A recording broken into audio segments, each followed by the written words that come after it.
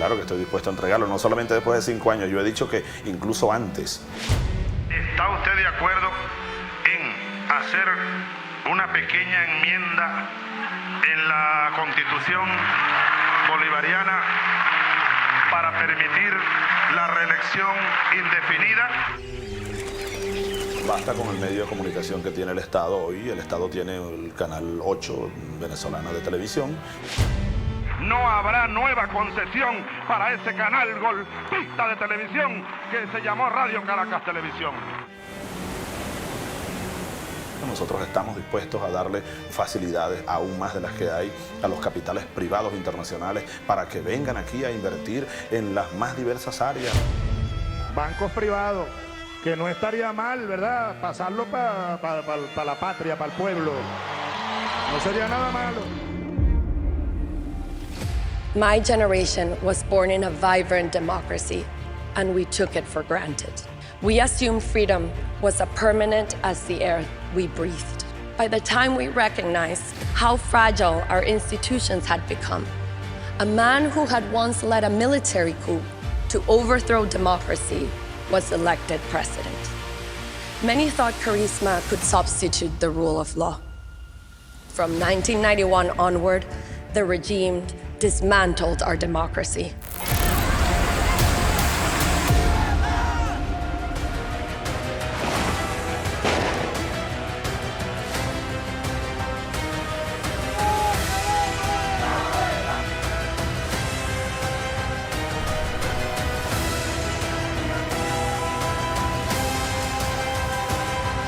¡Respete ya a este pueblo que estamos cansados, señor! ¡Entiéndalo, Maduro! ¡Entiende el dolor, el sufrimiento todos los días!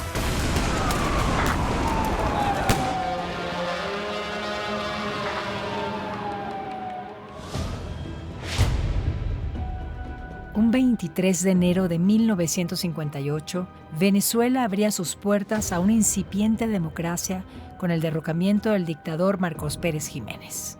Al parecer, Dios le había concedido al país la gracia de la libertad, además de recursos naturales casi limitados. En la década de los 70, en la Venezuela saudita, el petróleo llegó a máximos históricos.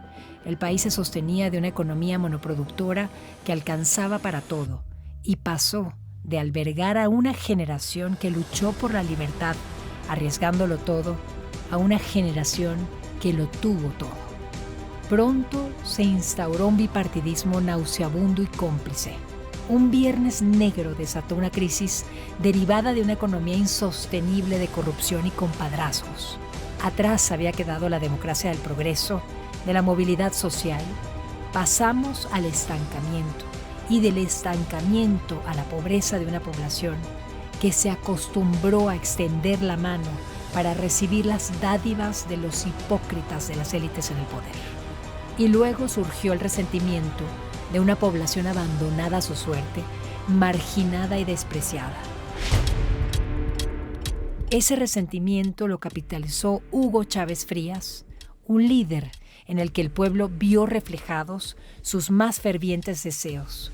Un Mesías, un hombre que emanaba del pueblo, que hablaba como el pueblo, que conocía las necesidades de esa población que había sido olvidada por la clase política. Su verbo encantador apagaba las conciencias de aquellos que solo podían odiar a los culpables de todas sus desgracias.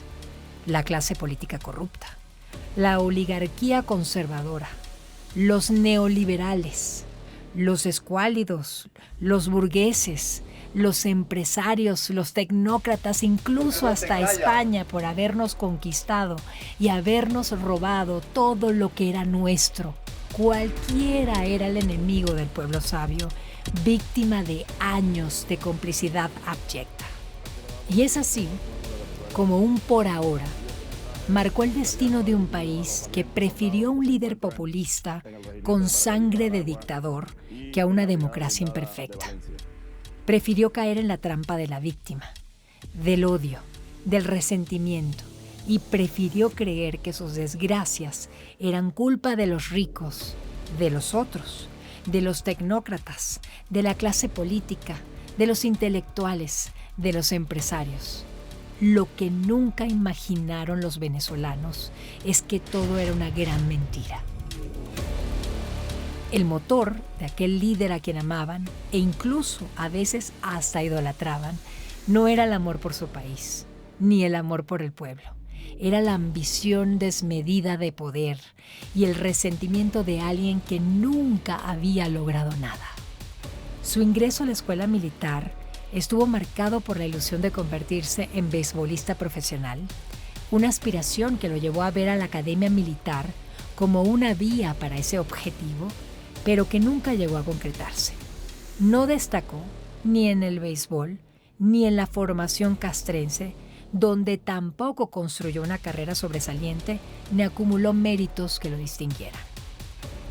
Chávez fue alimentando su resentimiento, un resentimiento además avivado por el discurso de polarización, incendiario y revolucionario del que siempre fue su más admirado líder, Fidel Castro.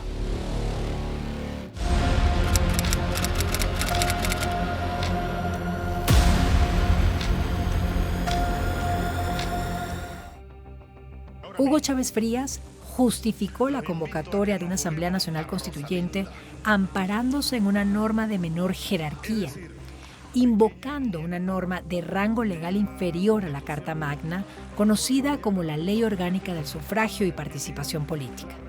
Además, la Constitución de 1961, vigente para ese entonces, no contemplaba ese mecanismo. El artículo 181 de la Ley Orgánica del Sufragio y Participación Política, al que recurrió el entonces presidente de Venezuela, Hugo Chávez Frías, únicamente regulaba mecanismos de participación dentro del marco constitucional vigente. No otorgaba facultades para alterar la estructura del Estado ni para convocar un poder constituyente originario. A pesar de ello, Chávez interpretó extensivamente este artículo para sostener que podía llamarse un proceso constituyente, aun cuando la Constitución de 1961 no contemplaba esa figura ni autorizaba al presidente a iniciar ese proceso. Con esta maniobra jurídica, el Ejecutivo invocó un poder constituyente originario y convocó a la elección de una Asamblea Nacional Constituyente con el objetivo de desplazar al Congreso bicameral existente, electo democráticamente en 1998, donde su partido no había obtenido mayoría calificada y que representaba contrapeso real a su autoridad. Crear un nuevo poder legislativo unicameral bajo las reglas diseñadas por la propia constituyente y de esta manera asegurar una mayoría absoluta, reconfigurar el sistema institucional y gobernar por decreto sin bloqueos parlamentarios.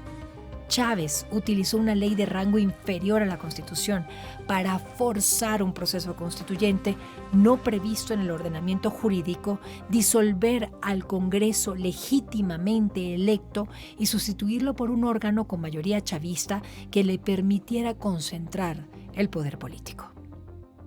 En 1999 se impulsa un proceso espurio basado en una ley que es menor a la Carta Magna, y aún así Chávez decide impulsarlo y dice esto es legal y así lo vamos a hacer. No logra tener la mayoría calificada en el Congreso para impulsar ciertas reformas. El único camino pacífico para salir de esta tragedia social, económica y política, la cual nos trajeron 40 años de falsa democracia, no hay otro camino que el camino de la Asamblea Constituyente, una nueva Constitución. A veces no nos recordamos de cuántas voces de políticos se alzaron en ese momento para decir esto es espurio. La Constitución no contempla un proceso de esta naturaleza, ¿no? No hay un artículo que lo respalde y sin embargo no te puedes tú respaldar en una ley inferior a la Carta Magna para impulsar un proceso de esa envergadura. Tu mamá en ese momento era una mujer quizá de 31 o 32 años, se dedicaba a la empresa privada, a una siderúrgica familiar, es ingeniero industrial, que no se involucra en ese momento mucho en política. ¿Qué te cuenta de ese momento? Más que mi mamá, era también en mi casa en general, sobre todo mi abuelo, que siempre fue un referente muy presente e importante para ella y para el resto de la familia.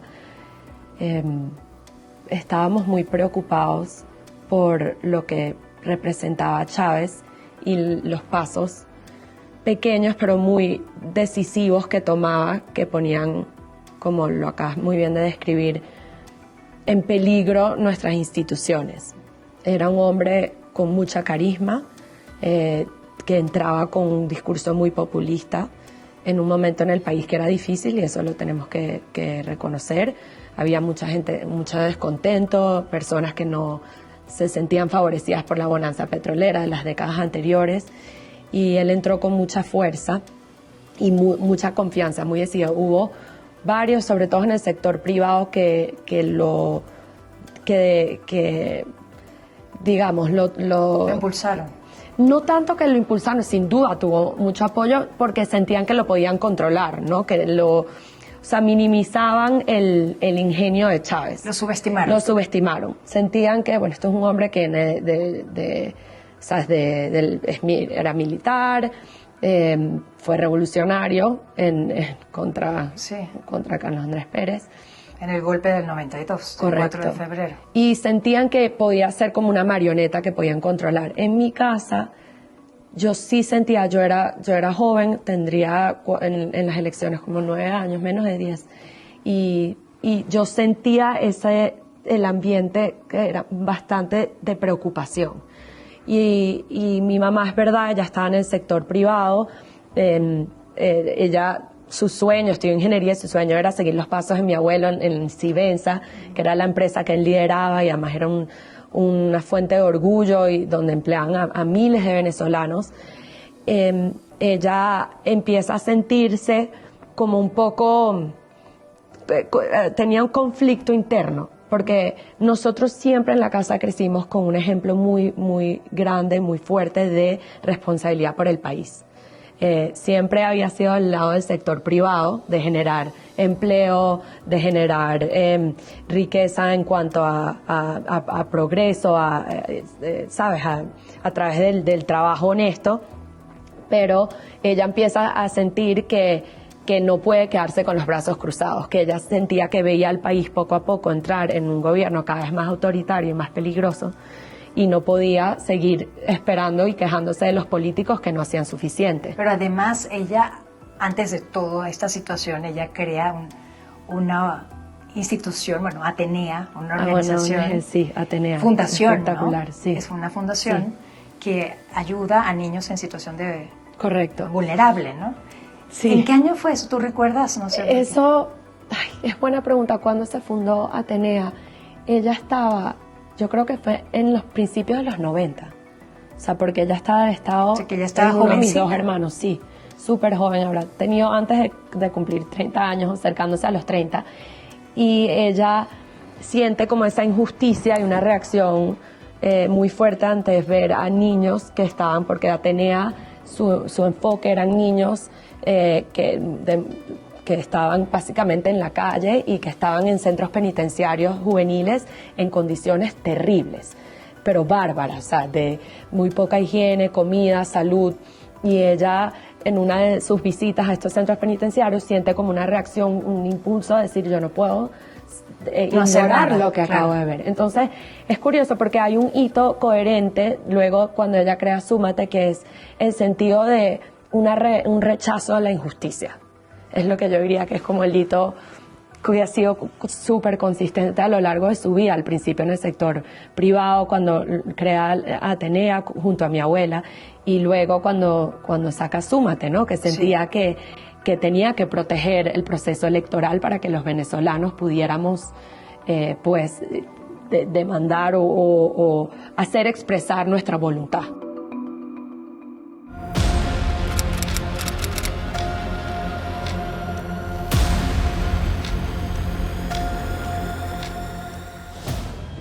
Para 1999, Petróleos de Venezuela, PDVSA, la estatal petrolera, representaba el 80% de las exportaciones, más del 50% de los ingresos fiscales y el mayor empleador directo del país. La que llegó a ser la segunda empresa petrolera del mundo en 1994 y a formar parte de las 5 grandes en 1999 junto a Chevron, ExxonMobil, Saudi Aramco y BP, eran el gran objetivo de Hugo Chávez Frías. El dictador sabía que tener el control total de PDVSA era la clave para poder financiar su proyecto político. Nosotros somos gente seria.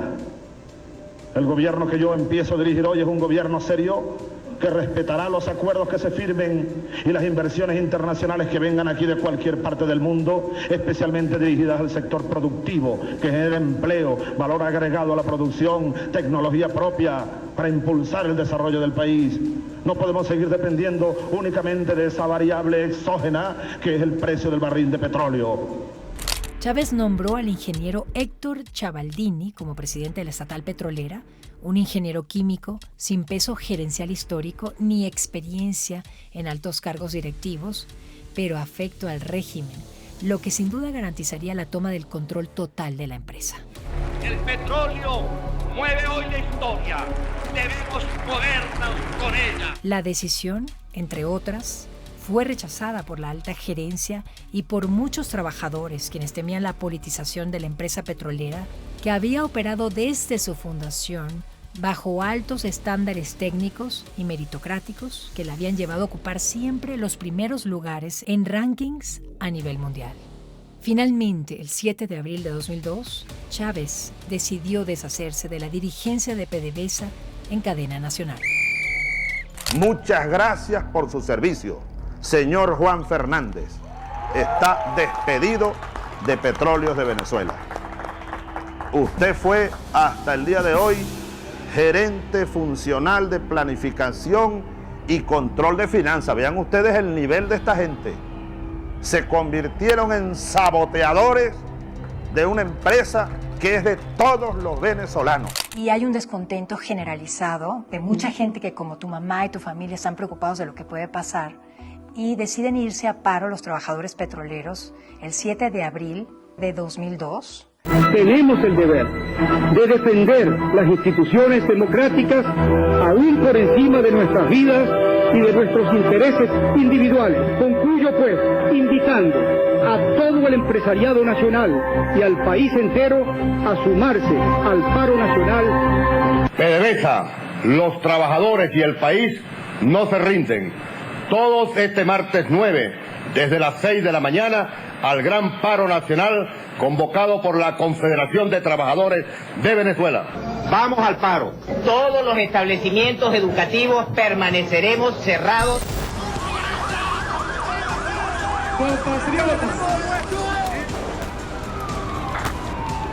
Un fatídico 11 de abril, luego del paro nacional, la Confederación de Trabajadores de Venezuela convoca a una marcha multitudinaria hacia Miraflores para pedir la renuncia de Hugo Chávez Frías. Las calles de Caracas eran ríos de ciudadanos que pedían la renuncia de un presidente electo democráticamente que terminó desmantelando los contrapesos, concentrando el poder y ejerciéndolo de manera autocrática. Puente Llaguno fue el escenario de la sangre de venezolanos inocentes. Elementos de grupos paramilitares, afectos al gobierno, dispararon en contra de una población inerme, apagando la vida de 19 venezolanos, en una cadena de acontecimientos que derivaron en el breve derrocamiento de Hugo Chávez y en su regreso al poder 48 horas después.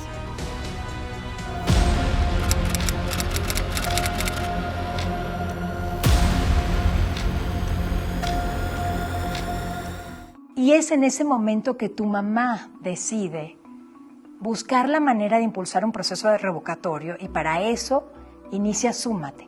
¿En qué momento de ese 2002 trágico que vivimos los venezolanos ella decide iniciar Súmate? Bueno, eso fue en ese periodo de tiempo. No recuerdo exactamente en qué mes se consagró oficialmente Súmate, pero ella ya estaba pues involucrándose más con personas que parecidas a ellas, venezolanos que eran de otras industrias, incluso lo hizo con Alejandro Plas, que lideraba McKinsey en ese momento, que sentían un gran descontento y sabían que una gran parte de la población se sentía igual y querían una manera de recolectar esa voz y esa protesta fue esa famosa recolección de firmas que al final terminó siendo una lista para persecución, una lista de Tascón y que ahí estuvo, bueno, ahí empezó la prohibición de salida de mi mamá desde el 2003, imagínate. Pero fue en esos meses que se empieza a consolidar el movimiento, la asociación civil Súmate, que al principio empezó como una recolección de firmas y luego terminó como un movimiento nacional y además de garante de procesos electorales y de monitoreo que tomó una fuerza increíble, porque como tú estás describiendo, el panorama de que Chávez cada vez pasaba más leyes y más leyes que pues violan nuestra independencia de poderes, ellos empiezan a consolidarse mucho más y a atraer muchos más voluntarios. Entonces fue en ese periodo desde el paro y el famoso, golpe, que llaman golpe, cuando entra Pedro Carmona, y luego los meses siguientes cuando regresa Chávez. Y en 2004, tu mamá decide entonces activar un proceso revocatorio que el mismo Hugo Chávez creó. Él modifica la Constitución y modifica la ley electoral para que exista un proceso de revocación de mandato que antes no existía. ¿Cómo fue ese proceso de revocación de mandato y cómo fue la participación, no nada más de Súmate, sino de María Corina Machado? Bueno, como te decía, que fue aumentando el rol de Súmate desde el 2002, ¿no? Empieza con el firmazo para hacer saber y casi que cuantificar el descontento y el rechazo en ese momento, y luego se vuelve en un referéndum revocatorio, que ya era algo pues directamente enfrentándose al gobierno en sus propias reglas, ¿no? Y en ese momento te puedo hablar lo que fue en el lado personal de María Corina, fue que se empieza a volver, digamos, el enemigo, como un enemigo de Estado para Hugo Chávez. Traición a la patria, de eso la culparon, ¿no? Ese año a ella la acusan de traición a la patria y conspiración. Y pues tiene que presentarse ante ir a juicio y presentarse en ese momento. Y pues muchos creían, porque además, como empiezas recontando, al principio de los 2000, Chávez empieza a controlar el Tribunal Supremo de Justicia. Ya no hay una independencia de poder ejecutivo, judicial y legislativo. Ya él empieza totalmente a violar esa independencia entre poderes, y él tiene básicamente controlado a los fiscales. Exacto. Bueno, de hecho, él antes de 2004, él amplía el número de ministros en la Suprema Corte para tener entonces el liderazgo completo del Poder Judicial. Correcto, y si mal no recuerdo, además se puedan elegir en la Asamblea Nacional con una mayoría minoritaria, es decir, y ellos tenían en ese momento la mayoría, iban a ser jueces totalmente alineados a su política y hasta muy comprometidos con el PSUV y Hugo Chávez.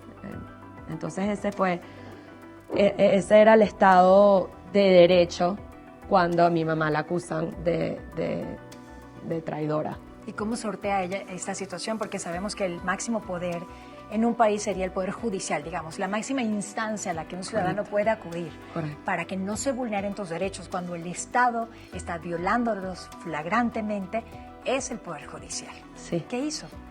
En ese momento recuerdo que las recomendaciones que ella tenía era que se escondiera. O sea, ya se había roto esa confianza del ciudadano venezolano en el Poder Judicial. Sabíamos que no iba a ser un juez imparcial, que no iba a defender las leyes, la Constitución, y que iba a hacer un proceso justo. De hecho, ya con las acusaciones de por sí se podía entender el nivel y la naturaleza de lo que iba a ser ese proceso. Y a ella le recomiendan que se esconda porque la sentencia posible era de 12 años. Yo en ese momento tenía 12 años.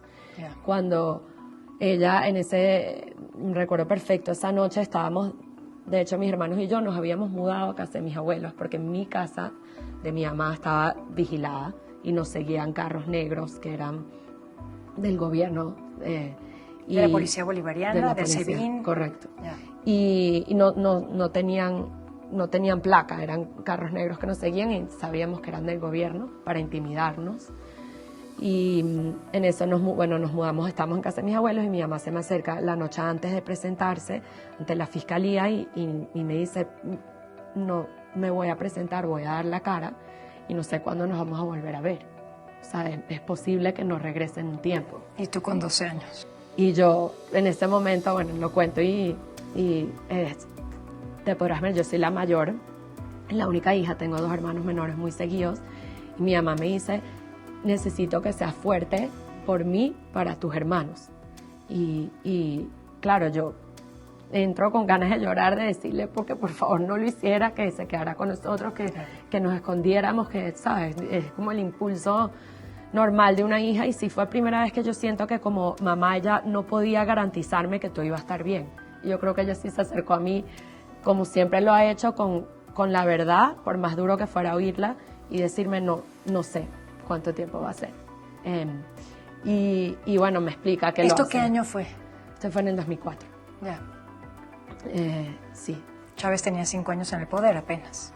Correcto, ya tenía esa influencia y ese poder sobre... Ya tenía todos los poderes tomados, hasta el electoral. Sí. O sea, estábamos jugando un juego con las reglas del equipo contrario. Sí, dentro de todo fue suave y fue progresivo la destrucción y cómo logró penetrarse en todas nuestras instituciones, pero no se sintió tan fuerte. Tú vivías en Venezuela en ese momento, o sea, sí nos daba miedo, pero yo creo que nunca pensamos o nos imaginamos llegar hasta donde llegamos. Siempre pensamos que íbamos a poder detenerlos.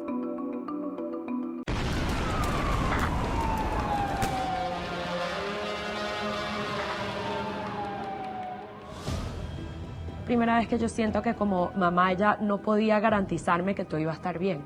Y yo creo que ella sí se acercó a mí, como siempre lo ha hecho, con la verdad, por más duro que fuera oírla, y decirme no sé cuánto tiempo va a ser. Dentro de todo fue suave y fue progresivo la destrucción y cómo logró penetrarse en todas nuestras instituciones. Nunca pensamos o nos imaginamos llegar hasta donde llegamos. Nosotros estamos dispuestos a darle facilidades aún más de las que hay a los capitales privados internacionales para que vengan aquí a invertir en las más diversas áreas. Bancos privados, que no estaría mal, ¿verdad? Pasarlo para la patria, para el pueblo. No sería nada malo.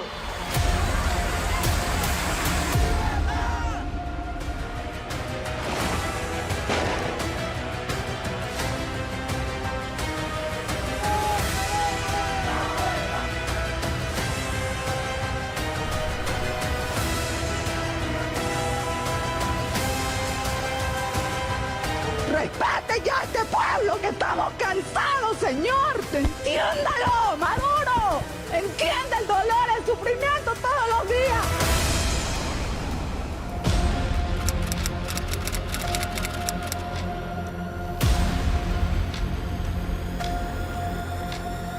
Esta es una revolución social y hay que darle la tierra al campesino, la tierra para el que la trabaja, no para el latifundista. En Venezuela no puede quedar, pero ni rastros vivientes del latifundio. Anuncio la intervención de 43 fundos. He ordenado la intervención sobre todo este valle. En 2001, a solo 2 años de haber llegado al poder, Hugo Chávez Frías promulgó la Ley de Tierras y Desarrollo Agrario con el fin de combatir el latifundio. Grandes extensiones de tierra en manos de a quienes él llamaba la burguesía. El dictador esgrimía que muchas tierras eran improductivas y que estaban en manos de unos pocos, quienes las habían adquirido de forma irregular durante la democracia bipartidista corrupta. Las tierras debían regresar a las manos de los campesinos, de aquellos quienes realmente las trabajaban. Y bajo esa premisa se cometieron muchas irregularidades y arbitrariedades, violando flagrantemente el artículo 115 de la Constitución vigente e incluso violando los derechos humanos. Se realizaron expropiaciones sin sentencia firme, muchas por vía administrativa.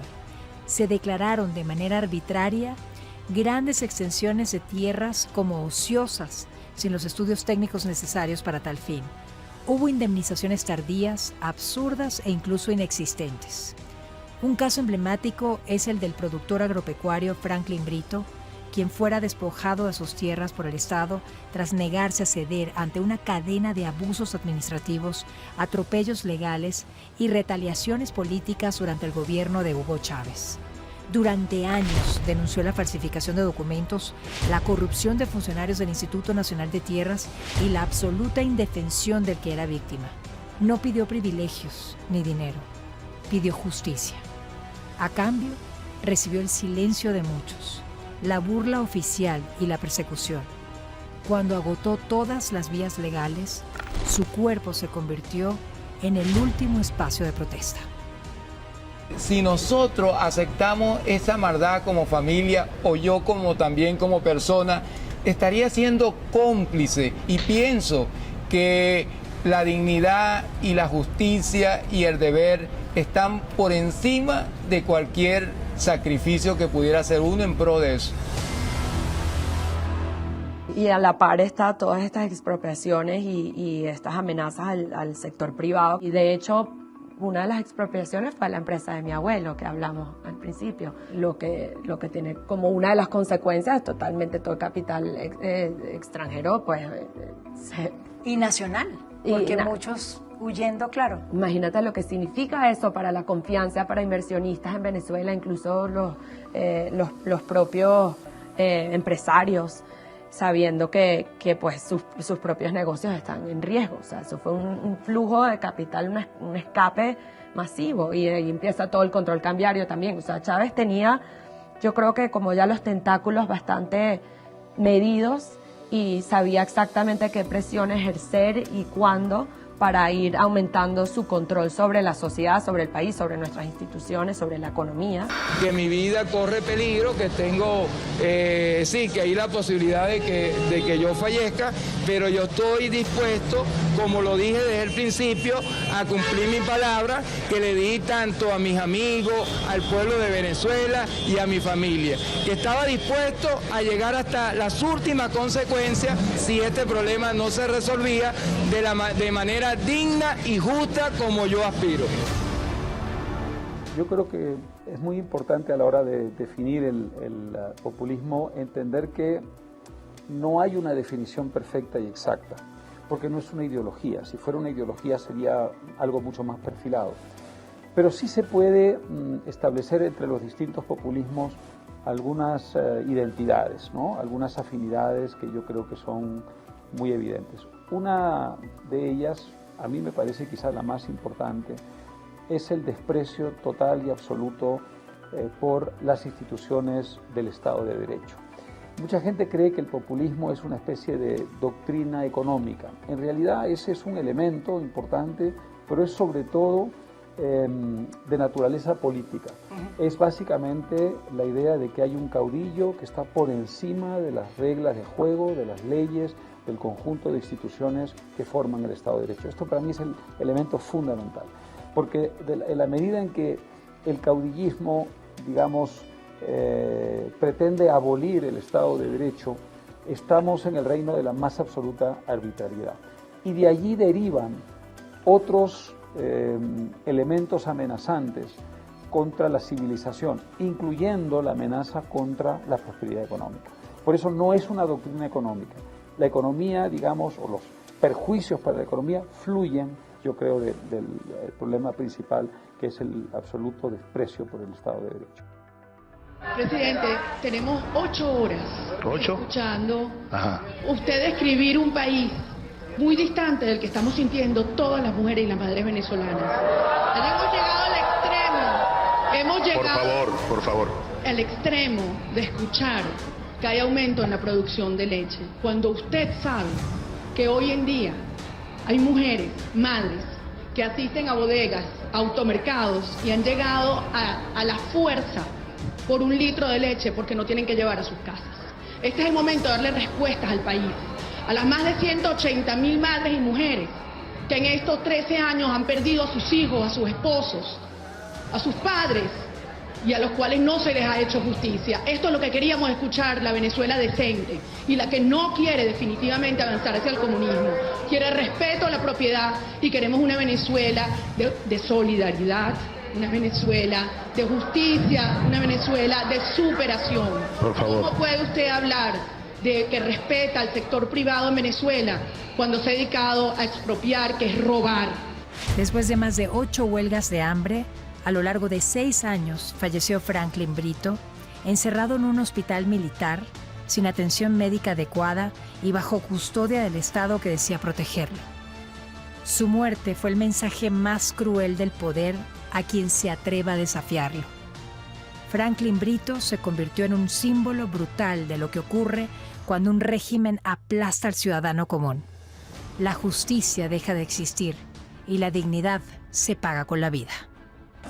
Yo estoy haciendo esta huelga por la dignidad y por la justicia, porque pienso que son los valores más grandes que deberían tener los seres humanos.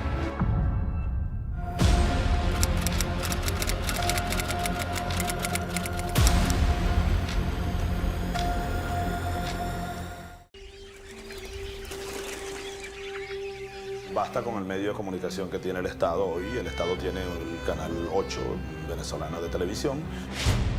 No habrá nueva concesión para ese canal golpista de televisión que se llamó Radio Caracas Televisión. Desde 2004, el poder comenzó a acercar a los medios de comunicación con la promulgación de la Ley de Responsabilidad Social en Radio y Televisión, conocida como la Ley Mordaza. En esta ley se obligaba a medios a ceder espacio para mensajes oficiales y campañas del oficialismo. Con la reforma al Código Penal en 2005, se contemplaban penas de prisión para los delitos de difamación e injuria, promoviendo la autocensura. Si se criticaba a funcionarios públicos, se corría el riesgo de ir a prisión. La censura comenzó a ser legal. La libertad de expresión y la libertad de información en Venezuela han disparado las alarmas. El cierre de Radio Caracas Televisión, el canal más antiguo del país, ha disparado un SOS que ha recorrido el mundo entero. Algunos dueños de los medios de comunicación son enemigos de la revolución. Hay que identificar los enemigos de la revolución.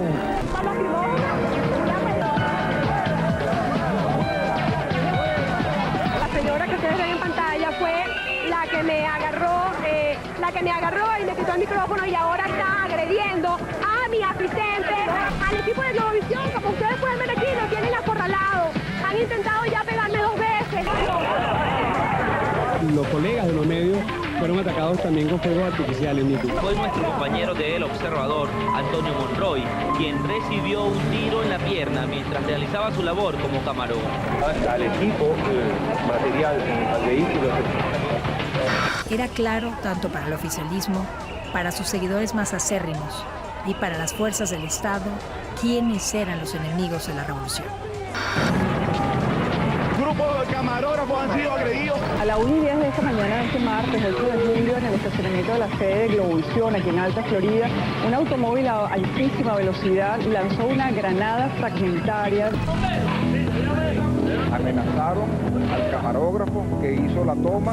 Surgieron nuevas formas de intimidación, además de la Ley Mordaza, la reforma al Código Penal y la violencia. Nuevos impuestos, multas exorbitantes y procedimientos administrativos y penales en contra de periodistas. Cuerpos de seguridad venezolanos han allanado medios de comunicación, residencias de periodistas. Hoy le tocó a ella, cualquier momento podemos ser nosotros. Diario El Universal. Periodista Napoleón Bravo, imputado por delito de incitación al odio. Finalmente, en 2007, el gobierno decide no renovar la concesión a RCTV, con los argumentos de uso indebido del espectro radioeléctrico, incumplimiento de responsabilidades sociales y participación mediática en los hechos de abril de 2002. El cierre de RCTV y la pérdida total de la libertad de expresión desató una serie de protestas y la consolidación del movimiento estudiantil que habría comenzado en 2002 con el paro nacional, pero que logró finalmente articularse 5 años después. Comunicado que nosotros para que la violencia no salga del camino y sobre todo para que el gobierno no promueva la violencia. Nosotros en ningún momento vamos a permitir que se sigan violentando los derechos de los estudiantes y es por eso que nosotros nos estamos dirigiendo hoy al Tribunal Supremo de Justicia para recordarle a todos los magistrados la razón por la cual fueron designados, que están ahí para hacer justicia con el país y a impedir que se le lleve al pueblo, que se le obligue al pueblo venezolano a aprobar o rechazar una reforma que no conoce. Nadie, no el más de la mitad del país venezolano no conoce completamente la reforma constitucional y no se nos puede obligar a que vayamos a votar por algo que no conocemos. ¡Adelante, compañeros! ¡A la victoria! ¡A la transformación! El movimiento estudiantil surge de manera espontánea y sin vínculos con los líderes partidistas tradicionales, lo que desmontaba el discurso oficial. Chávez no podía vincularlo con la élite bipartidista corrupta. En 2007, los estudiantes salían a las calles a defender la libertad de expresión, la Constitución y la democracia. Exigían el respeto al Estado de Derecho y se oponían a la reforma constitucional propuesta por Hugo Chávez, que tenía como único fin perpetuarse en el poder con la reelección indefinida. ¿Quiénes somos? ¿Qué queremos? Nosotros, como siempre lo hemos dicho y siempre lo haremos, estamos dispuestos a apoyar cualquier iniciativa ciudadana, individual o de grupo que busque el ejercicio de un derecho legítimo. En este sentido, como hemos dicho, insistiremos en la lucha por condiciones que garanticen que nuestro voto elija. Porque una cosa es que existen elecciones y otra cosa es que el voto verdaderamente elija. Y si no están dadas las condiciones que cumplen con estos criterios, pues lo primero es una farsa electoral, una farsa democrática y no verdaderamente un ejercicio del voto como lo establece un sistema democrático. Y por eso seguiremos luchando siempre. Pero lo más importante es lo que sienten los venezolanos. Nosotros le hablamos es a ellos. Los venezolanos sabemos que estamos enfrentados a un gobierno que atropella los derechos de los venezolanos, más allá de los resultados.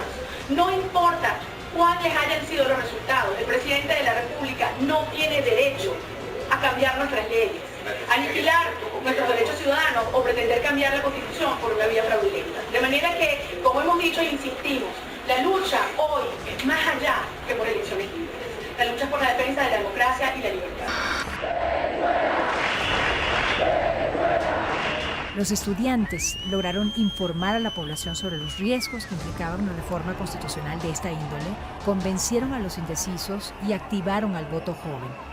Por su parte, Súmate, la asociación civil creada en 2002 por la ingeniero María Corina Machado, apoyó el movimiento estudiantil con soporte técnico, información electoral, la observación del proceso, el monitoreo ciudadano y la auditoría y el conteo paralelo con el fin de blindar el proceso y que éste no pudiese ser manipulado.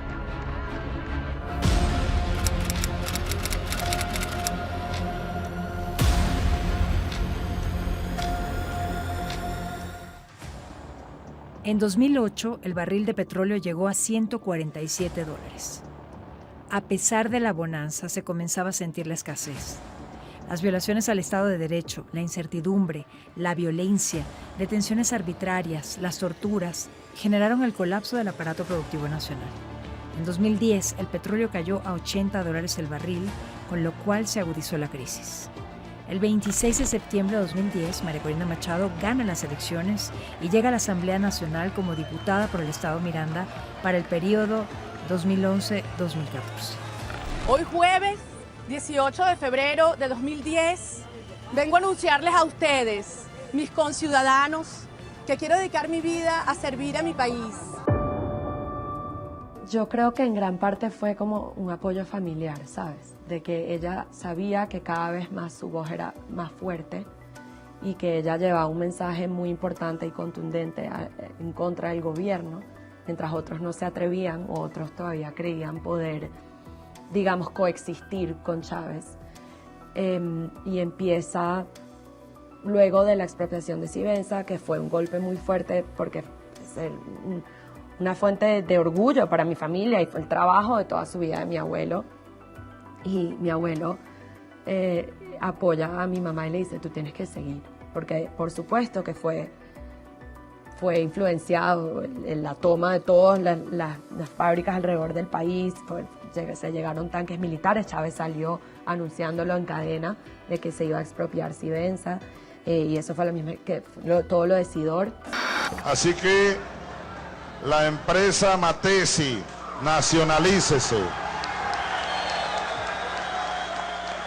La empresa Consigua, nacionalícese. En abril de 2013, a los diputados de la oposición en la Asamblea Nacional de Venezuela se les impedía el acceso al hemiciclo y se les negaba el derecho de palabra como represalia por negarse a reconocer los resultados de las elecciones presidenciales del 14 de abril, en las que Nicolás Maduro habría sido declarado como ganador. María Corina Machado fue golpeada y agredida en el hemiciclo y posteriormente fue destituida de su cargo de manera arbitraria.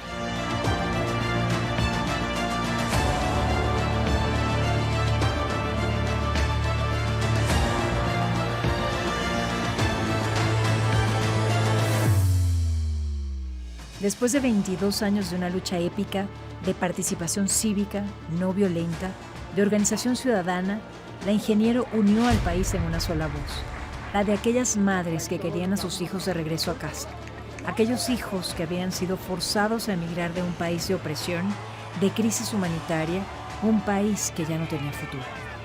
Finalmente, en 2024, se logra el triunfo en una coordinación sin precedentes, con el apoyo de militares que tenían el deber de resguardar las urnas y el apoyo de los ciudadanos. Me emociona mucho decirles a todos que tenemos el 73.20%.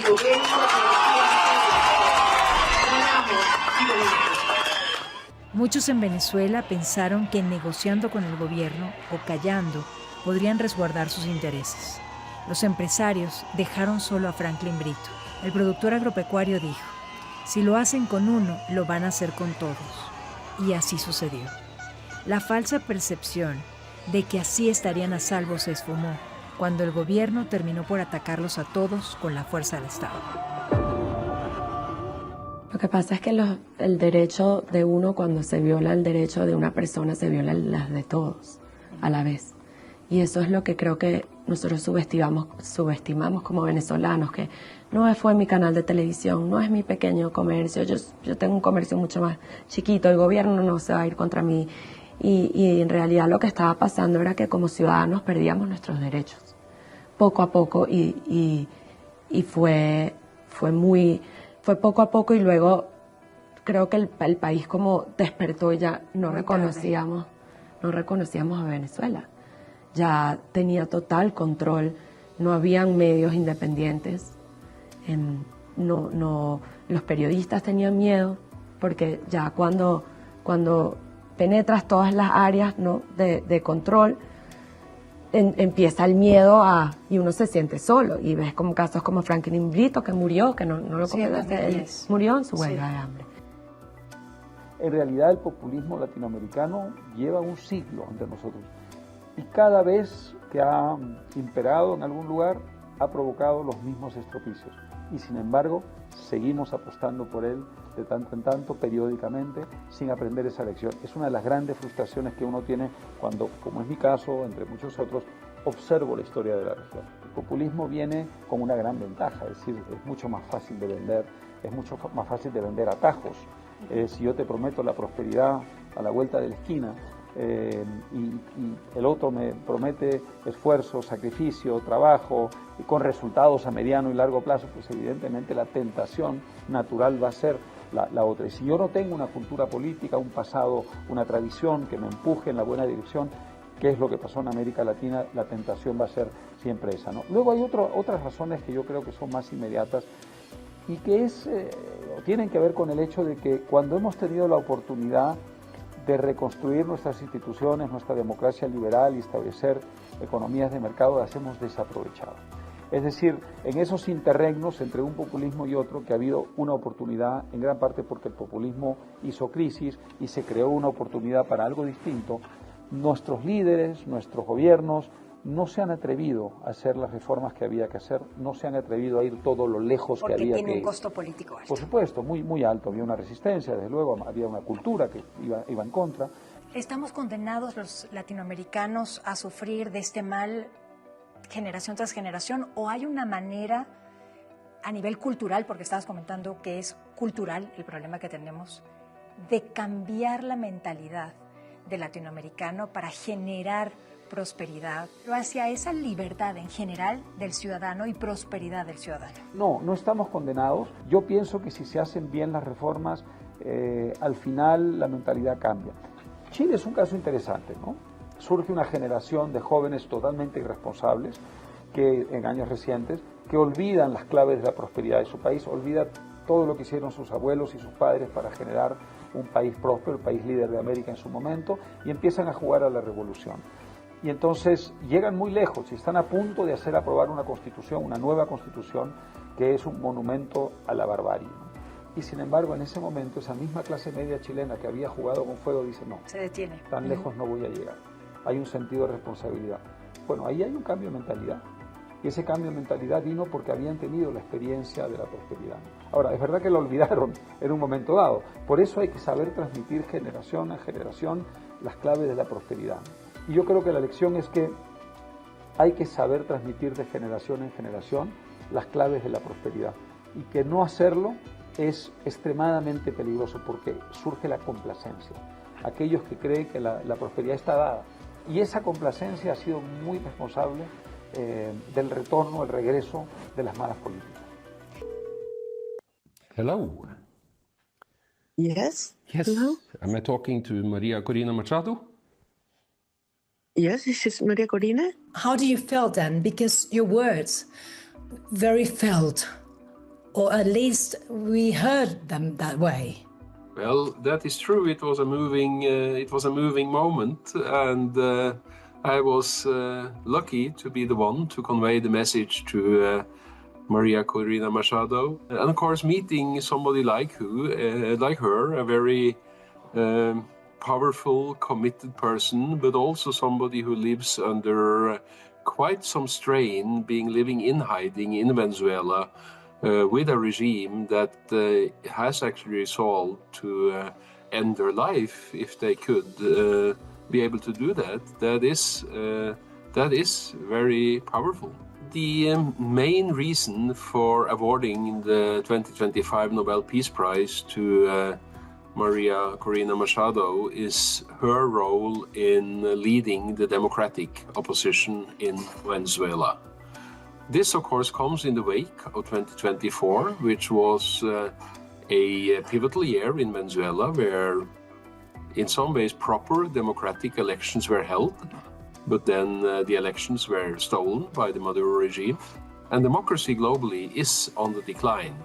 But the opposition that we have seen in Venezuela is in many ways an example for many, and Machado has become the leader that gathers very different political groups in Venezuela under one umbrella, and has done so with peaceful means. But the committee has clearly been impressed by the posture that Maria Corina Machado has taken, and by her leadership and by her commitment to democracy. Maria Corina Machado, the first word she uttered to me when I called her was that this was not a prize only for her, it was a prize for the Venezuelan people. And I think those words should be an inspiration for everybody who believes in democracy and a brighter future for Venezuela. And I hope that that future will come sooner rather than later. This prize carries profound meaning. It reminds the world that democracy is essential to peace. My dear Venezuelans, the world has marveled at what we have achieved. And soon it will witness one of the most moving sights of our time, our loved ones coming home.